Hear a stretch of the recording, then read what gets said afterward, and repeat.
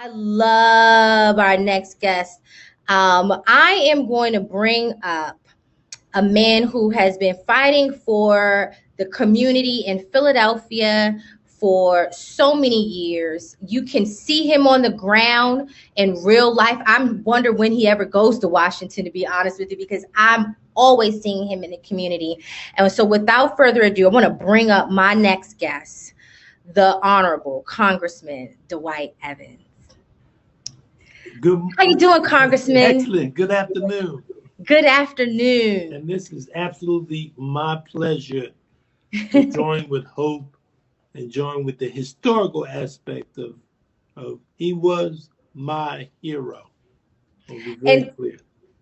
It's funny you mentioning he was your hero because I was at a dinner and you were the keynote speaker and you reflected on, I believe you were 10 years old, you mentioned, seeing him open the first OIC, the Philadelphia OIC, in an abandoned jailhouse. Correct.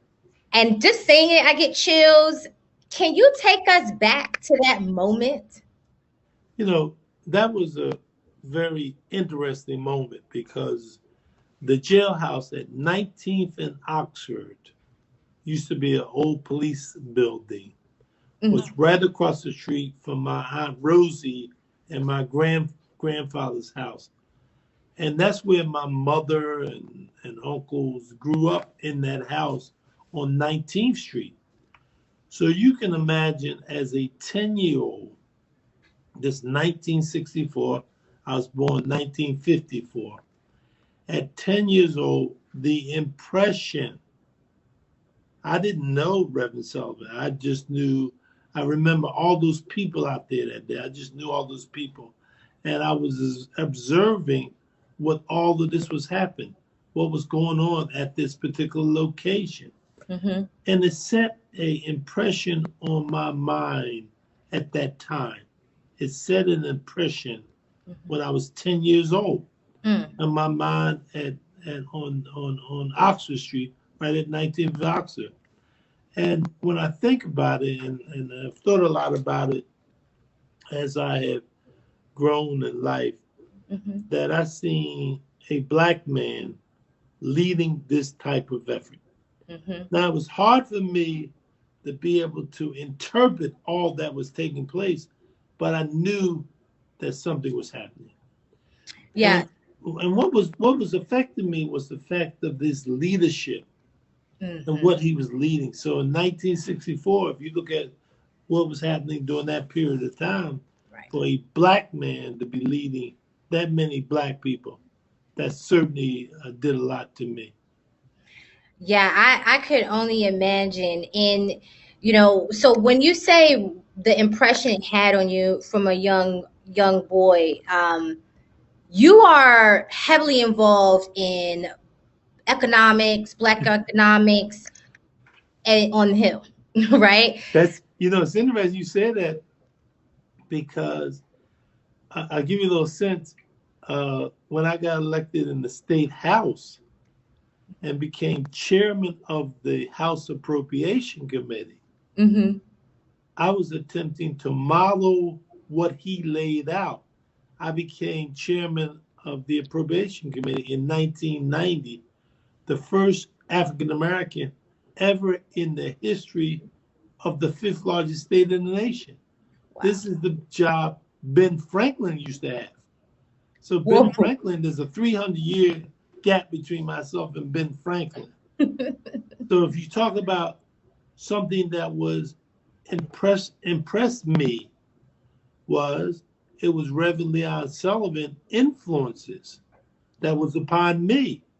So when I got elected to public office in 1981, so you figure 1964 I seen this, 1981 I got elected. I was 25 years of age. That was the formation of the developing of philosophy.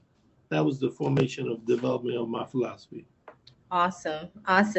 So we took some time to reflect on Sullivan and his work, but I want to dig in a little bit to the things that you're doing because you are continuing the legacy. You are a reflection of what he stood for. And when we think about fighting for economic growth, can you share with us what that looks like for you in Washington? What are you fighting? What committees do you sit on? And what's the fight for economic growth happening right now in the House? What's interesting is I sit on the oldest committee in the United States Congress, which is the Ways and Means Committee, which is written in the Constitution. That's the very same committee that Thaddeus Stevens, who was chairman, but the first chairman of that committee was from the city of Philadelphia. And Ways and Means, and let's connect it to today when you say, when the President of the United States helped push what you call the American Rescue Act, which was 1.9 trillion. And the focus of that was about economic wealth building. That was the focus. It was trying to take people from poverty into middle class. Very similar to Reverend Sullivan, with the way he did on the board of directors of General Motors. Right. In 1971, he was on the board. In 1971, I graduated from high school. So I was seeing these influences, 64, 71, that was effectuating me in terms of if I had the position of power, the question is, what would you do with it? That always read, what would you do with it? Well, Reverend Leon Sullivan was laying the blueprint. He was laying the blueprint at that particular time. And I don't think he knew the level of influence, not until later, when I got to finally meet him. Later was 64, 71. I get elected, become chairman of the Appropriation Committee, the first time a black had ever become chairman of the Appropriation Committee, which in return laid the groundwork for the things that I do today. And then in Washington, now that I'm on the Ways and Means Committee and I'm on the Small Business Committee, I'm on that intentionally because one of the first places I worked with was Our Market. I was 16 years old, and I worked at Our Market. Now, where did Our Market come from? Reverend Leon Sullivan, OIC started that. Training. So I worked at Our Market, and I seen black men, people leading Our Market, developed this. They had about 4 of them. Those things were influencing me as I got into public life, and it sort of was a blueprint in my brain to about what did I want to do. Well, he laid the blueprint. He laid the blueprint for where I'm at. I'm now 67, so he laid the blueprint.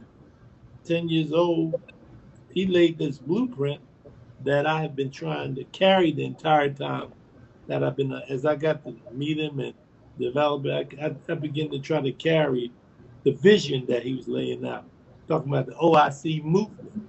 I was piggybacking on that. So with that, you're carrying it on. You're doing a great job, in my opinion. But a lot has happened in our country over the last, I don't know, I want to say 4 years. Could be, some of us can say 8 years, 12 even. The politics of this country has been divided.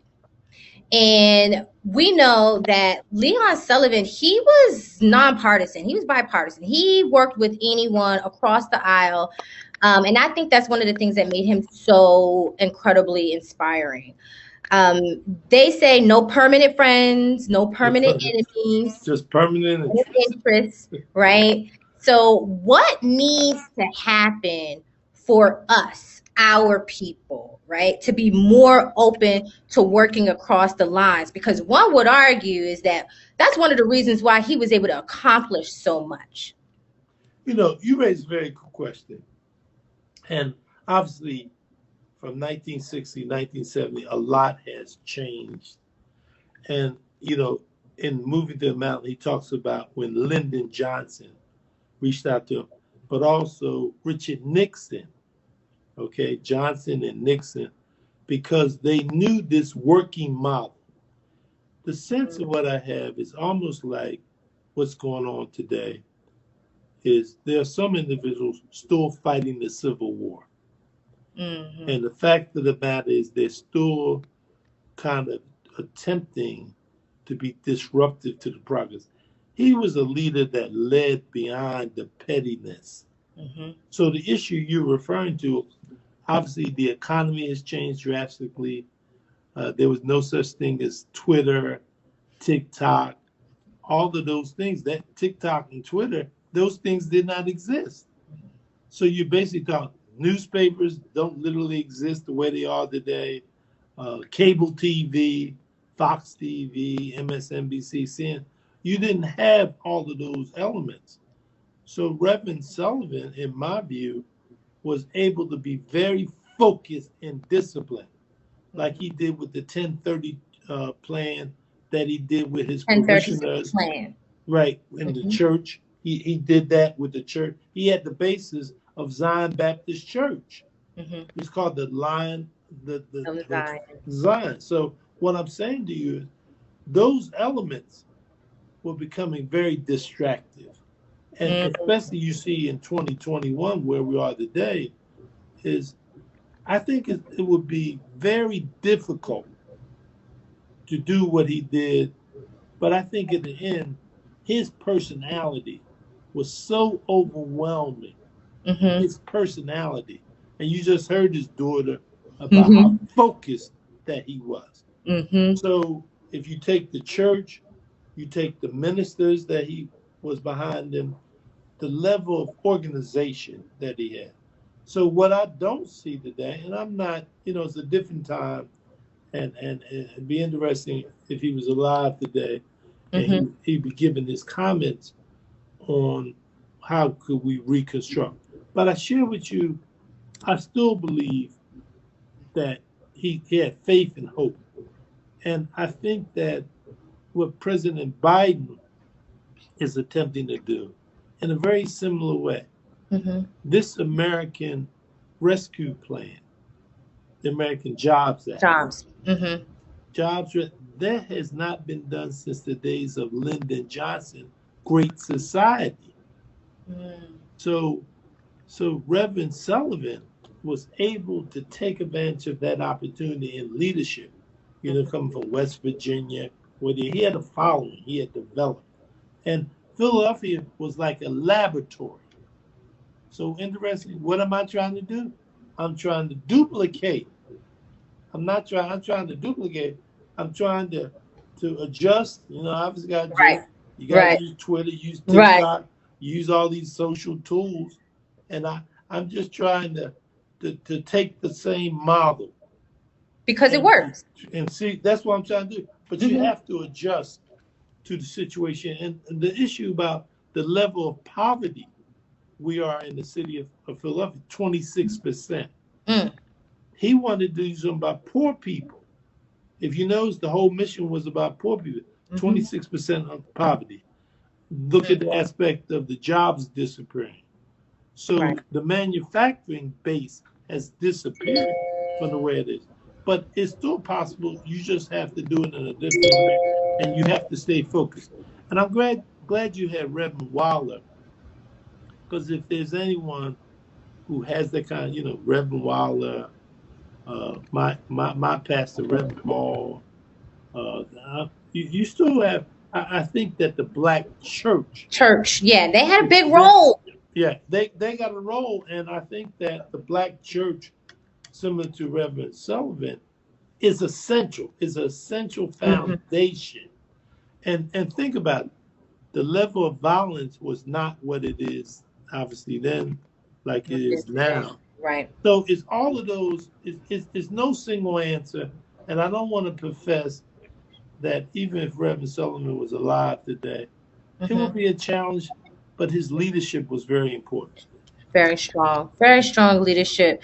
And, when I think about all the things that we have to get through. I love how you said you're just trying to duplicate. Like there's already a blueprint there. Like let's follow that. It worked. It can still work. You make some adjustments, and then you can really make some impactful change. And on that note of taking a blueprint and making some adjustments, right now for those who are new to OIC, we have 31 affiliates in 22 states. These affiliates are working hard, rooted in the community, deeply rooted in the community. Some of them have been in their community since 64.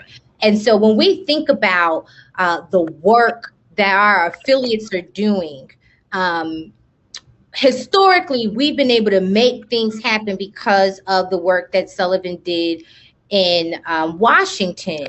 What are some of the legislations or things that are coming out now that OICs should pay attention to that will ultimately benefit us, benefit the community-based organizations that we are? The biggest opportunity is this American Rescue Act. It offers an opportunity. It's a building block on those 31 affiliates that you talked about. The Rescue Act was 1.9 trillion. It's when you look at the economy, it's building on that. You got the basic. You make your adjustments depending on where your environment is and depending on the day. But you got the basis of it. When the president did this 1.9 trillion. Only thing shades of it, you would have to go back to Lyndon Johnson, Great Society. So there's not been anything like that ever before. And when you hear people talk about a Marshall Plan, when you used to hear that talk about with Europe, the American Rescue Act is the foundation. Is the foundation of OIC building on that. Okay. And look, something else would be shocking. You have 66 members of the Congressional Black Caucus, 66. And I share with you is the part of our discussion is learn that. Well, in 1971, when the Black Caucus first was organizing, and the person who was my predecessor was Robert N.C. Nix, who was elected 1958. So he's elected 1958. Reverend Sullivan did OIC in 1964. So I said, you got 66 members, and you have members on all kinds of committees: Ways and Means, Energy and Commerce, Appropriations. You have Jim Clyburn, who is the whip from South Carolina. That's the very same position Bill Gray used to have. And the reason I'm saying this is having this discussion is people understanding that history and then connecting it. Jim Clyburn from South Carolina is the third ranking member in the United States Congress. Third. And then you have a young brother named Hakeem Jeffries, Who's the caucus chair from New York, right? Barbara Lee, who's from California. So what you're saying is leveraging the Congressional Black Caucus and really helping with the OIC mission. And we really need to educate. Not recreating that wheel again. Right. You have the foundation. You have the plan with moving the mountains. You got the blueprint. Right. So you got 6.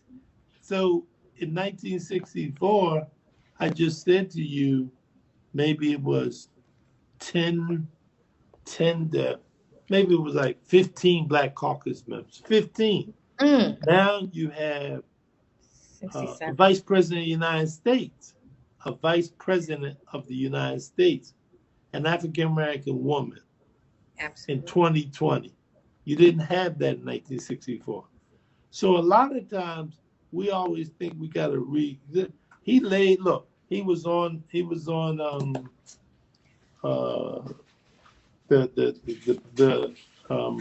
board of General Motors. He was the first. That he's there. So when you think about it, he was on there in March of 1971. Right. So if you look at the blueprint, I mean, you can look at Google, you can look at Facebook, right? Look at these I mean, you have Comcast right here in the city of Right. Philadelphia. What I'm saying to you is, you have the basis. You got Mm-hmm. the Reverend Wallers, the Reverend Halls, you got Mm-hmm. them. And then you look at the blueprint Got and it. stay disciplined to the blueprint. And Stay then we talk about the disciplined. 31 affiliations that are all over the nation. You plug into them in their different locations. You use the format and you adjust it. Mm-hmm. You adjust Mm-hmm. it to the environment. And believe me, workforce and work development, because that's really what OIC was. Right. It was Workforce development. Yep. workforce development. Yep. And what do we need more than anything today? If you look at what we need, and you Right. talk about individuals not being able to get access to these jobs, because between those who go to college with a lot of debt, everybody doesn't necessarily have to go to college. That's another tool. The linkage to this, tie right here.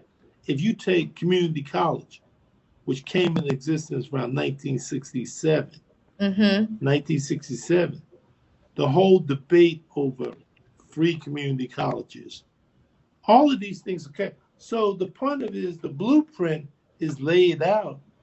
Obviously, Right. there has to be And, some done. And one person I will say to you, who's the mm-hmm. new chair of the Congressional Black Caucus, and she's an excellent woman, is Joyce Beatty.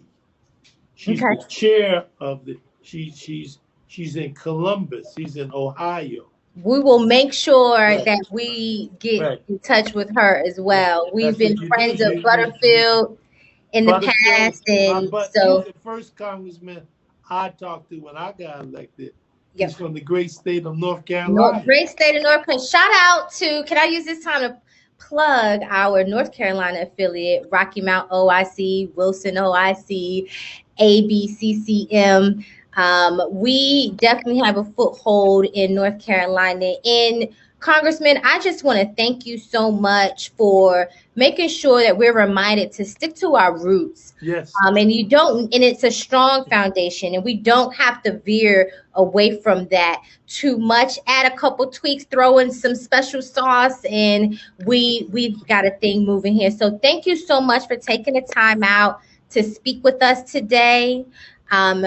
I always in my interviews say you're now a friend of the a part of the family now, but you've always been a member of our family. So thank you for being loyal and being helpful to us. And we will certainly keep in touch. And hopefully we'll see you soon.